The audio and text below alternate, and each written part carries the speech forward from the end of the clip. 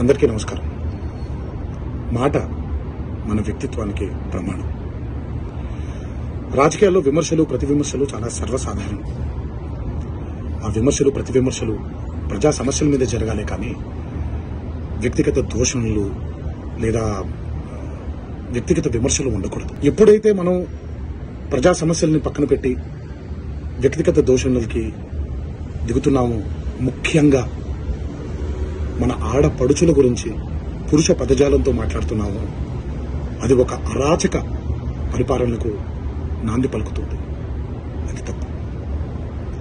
స్త్రీ జాతిని గౌరవించడం అనేది, ఆడవాళ్ళని ఆడపడుచుల్ని గౌరవించడం అనేది మన సంస్కృతి.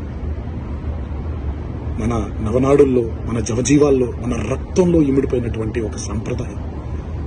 మన సంప్రదాయాల్ని రాబోయే తరానికి జాగ్రత్తగా భద్రంగా అప్పచెప్పాలి, కానీ మన సంస్కృతిని కలిచివేసి కాల్చేసి